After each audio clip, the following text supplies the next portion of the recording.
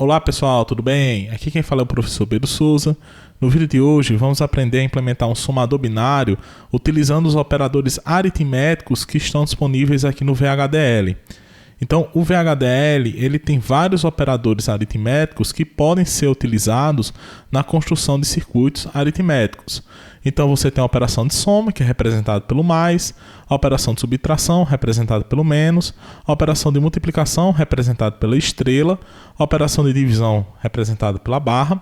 Além disso, você tem a operação de potenciação, que é duas estrelas, o resto da divisão, que é representado pelo operador REM, a operação de módulo, que é representado pela operação mod. E além disso, você tem operadores unários, que são operadores que operam só sobre um operando, que é o operador de negação, que torna o número negativo positivo e vice-versa, e o operador de módulo, que é representado por ABS. Então, os operadores aritméticos eles são extremamente versáteis, todavia, eles têm algumas limitações.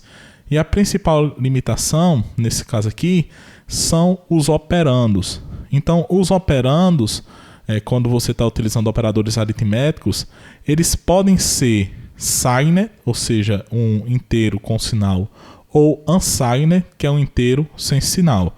Nesse caso, para você utilizar os tipos signed e unsigned, você precisa necessariamente declarar o pacote numeric std ou o pacote stdlogic arit. Só que nesse caso aqui, o pacote stdlogic arit ele não é padronizado. Então a gente sempre vai utilizar o numeric std. Você também pode fazer operações sobre stdlogic vector. Nesse caso aqui, a gente vai precisar do pacote stdlogic unsigned ou stdlogic signed, que novamente são pacotes que não são padronizados. Então a gente não vai utilizar eles. Além disso, os tipos integer, natural, positive, float, uffixed e sfixed também admitem as operações aritméticas. Todavia, aqui no nosso curso, a gente vai prioritariamente fazer operações aritméticas sobre dados do tipo signed, caso a gente queira fazer operações com números com sinal, ou unsigned, que no caso são números sem sinal. Todavia, nos nossos circuitos que a gente trabalha, a gente não considera as entradas e saídas como sendo signed ou unsigned, mas sim como sendo stdlogic ou stdlogic vector. Então, no caso, a gente precisa fazer a conversão de tipos. Assim como lá no C, por exemplo, você tem a conversão de um tipo inteiro para um tipo float, ou de um tipo float para um tipo inteiro, aqui no VHDL também você vai ter a conversão entre tipos. Então, as principais funções de conversão dependem de que tipo de dado você quer converter e para qual tipo de dado você quer converter. Então, vamos supor que você tenha um tipo de dado que seja unsigned ou signed. Se você quiser converter aquele tipo de dado para stdlogic vector, você vai utilizar essa função de conversão aqui, ó, std _logic _vector, e passa como argumento da função o tipo do dado que você quer converter. Se você quer converter de signed ou stdlogic para unsigned, certo? Então você usa a função unsigned e passa aqui como argumento dessa função o dado que você quer converter para unsigned.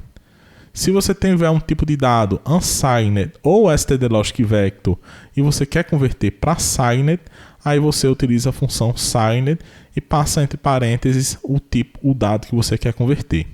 Essas três aqui são as mais comuns de serem utilizadas. As outras, elas não são tantas, pelo menos aqui para a construção de circuitos aritméticos, que são conversão de um tipo unsigned ou signed para integer.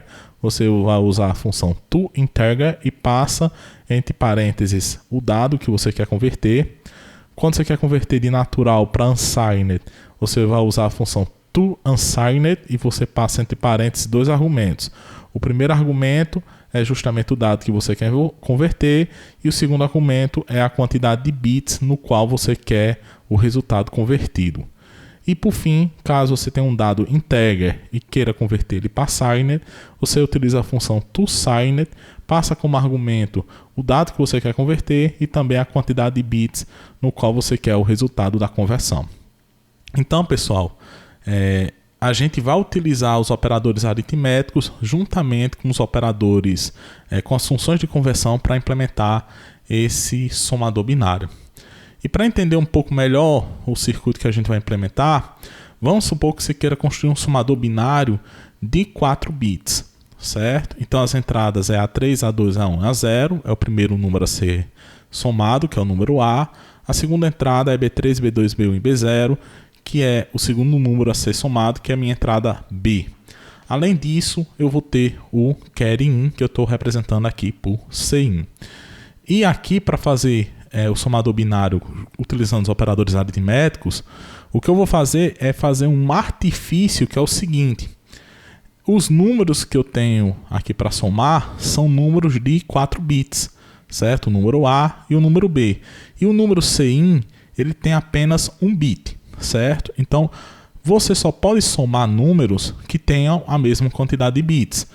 Então, a primeira coisa que eu vou ter que fazer é preencher com zeros o Cin para ele ficar com a mesma quantidade de bits das entradas A e B. Só que ao invés de preencher com 3 zeros, para todo mundo ficar com 4 bits, o que eu vou fazer é preencher todo mundo para ficar com 5 bits. Por que eu vou fazer isso? Porque agora eu vou pegar o primeiro número, que esse número aqui é de 5 bits, que é formado, os 4 bits menos significativos são os bits da entrada A, e o bit mais significativo é 0. Vou pegar minha entrada B, que os 4 bits menos significativos são os bits da entrada B e o bit mais significativo é 0. E Cin, em que o bit menos significativo é o bit Cin e os 4 bits mais significativos são 0. Quando eu somar esses 3 números utilizando os operadores aritméticos, o meu resultado eu vou armazenar aqui num signal temporário, que obviamente, como eu estou somando 3 números de 5 bits, o resultado também vai ter 5 bits, que eu estou indicando aqui por ST4, ST3, ST2, ST1 e ST0. Esse vetor temporário ele vai servir para montar a minha saída S e a minha saída Cout.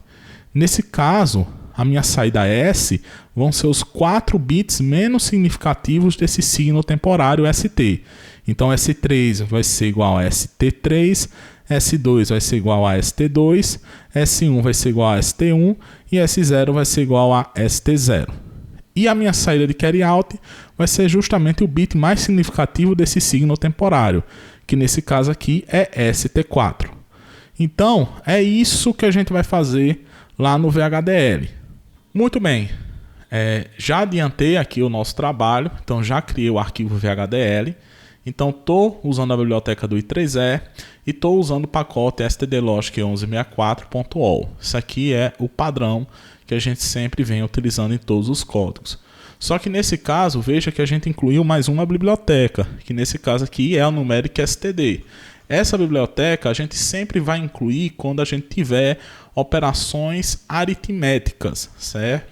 Então sempre incluir quando usar os operadores aritméticos, certo? Então toda vez que você quiser usar operador de soma, operador de subtração, operador de multiplicação e por aí vai, aqueles operadores aritméticos que a gente detalhou anteriormente, você vai incluir essa biblioteca Numeric STD. Na verdade, o pacote Numeric STD da biblioteca I3E. Muito bem, a entidade aqui é exatamente igual à entidade do somador descrito na aula anterior. Nós temos uma entidade chamada somador. As entradas A e B são entradas do tipo stdlogicVector, ou seja, um vetor do tipo stdlogic com 4 posições. Então, aqui é 3, dá o tio 0. A posição mais significativa é o A3, a menos significativa é o A0. Cin vai ser uma entrada de apenas um bit, então vai ser uma entrada do tipo stdlogic. S vai ser uma saída também de 4 bits, então stdlogicVector 3 dá o to 0, então o bit mais significativo é o 3, depois vem o 2, o 1 e o 0, então tem 4 bits. E Cout vai ser uma saída do tipo stdlogic, porque é uma saída de apenas um bit. Lembrando, a última linha do port não tem ponto e vírgula, fecho a minha diretiva port, fecho minha entidade do somador. E agora vou começar a descrever a minha arquitetura. Então, o nome dessa arquitetura que eu estou descrevendo é Dataflow, Então eu utilizo architecture, nome da arquitetura que no caso aqui é Dataflow, of, o nome da entidade no qual estou declarando a minha arquitetura, que no caso aqui a entidade é somador, is. Bem, naquele esquema que eu detalhei para vocês, eu vou precisar criar um sinal temporário, que eu estou chamando de ST, que é um sinal com 5 posições. Então, signo ST é um std logic vector de 5 posições. Então, aqui eu uso 4 null to 0. Então, ST aqui, pessoal, é ST4, ST3, ST2, ST1 e ST0. Ou seja, um vetor com 5 posições. E agora eu começo a minha arquitetura.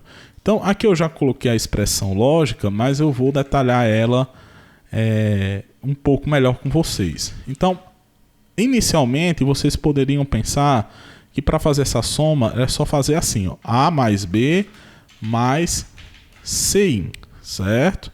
Somar todo mundo. Porém, o VHDL ele requer que todas as entradas tenham a mesma quantidade de bits para serem somadas. A tem 4 bits, B tem 4 bits, Cin tem apenas 1 bit. Então a gente tem que deixar todo mundo com a mesma quantidade de bits aqui na entrada. E como eu expliquei lá na estratégia que a gente vai utilizar, o que a gente vai utilizar aqui é deixar todo mundo com 5 bits. Então, para deixar B com 5 bits, para deixar A com 5 bits, desculpe, eu preciso colocar o bit 0 na posição mais significativa desse novo valor A. Então eu consigo fazer isso apendando um 0 aqui no bit mais significativo da entrada A. Então o que eu estou fazendo aqui, ó, nesse parênteses aqui, vou até destacar, o que eu estou fazendo? Eu estou fazendo uma concatenação do que? Do bit 0 e o valor A. Então eu vou ter um novo vetor em que na posição mais significativa eu tenho 0 e nas 4 menos significativas eu tenho os bits da entrada A. Eu posso fazer a mesma coisa aqui para o B. Então, se eu fizer isso aqui no B, eu estou fazendo a mesma coisa aqui, ó.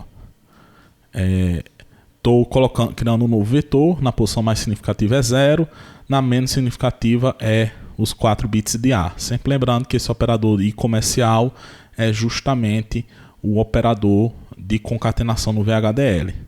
E para Cin eu tenho que apendar 4 bits. Certo? Então, crio um novo vetor, que 4 bits na posição mais significativa valem 0 e na menos significativa eu tenho o bit Cin. Muito bem, você pode pensar que isso aqui já está certo, mas não está. Por que não está? Porque isso aqui é um std logic vector, isso aqui é um std logic vector. E no caso, o VHDL ele só admite operações sobre tipo signed ou unsigned. Claro, se você usar a numeric std. Usando a numeric std, ele restringe as operações aritméticas a serem feitas do tipo signed ou unsigned. E veja que aqui A é std logic vector e B é std logic vector. Você não consegue realizar a soma de dois std logic vector de forma direta. Então o que você faz?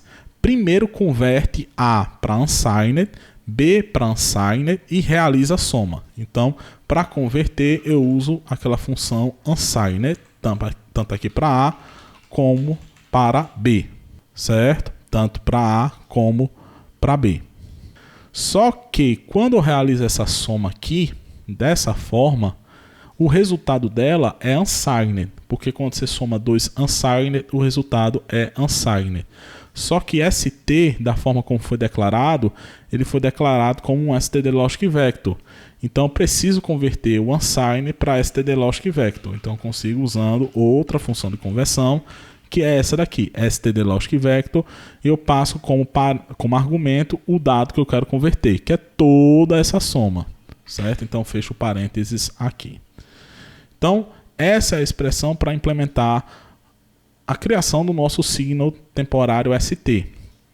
E relembrando, a saída S vai ser os bits menos significativos de ST, são os 4 bits menos significativos, ou seja, o bit 3 até o bit 0.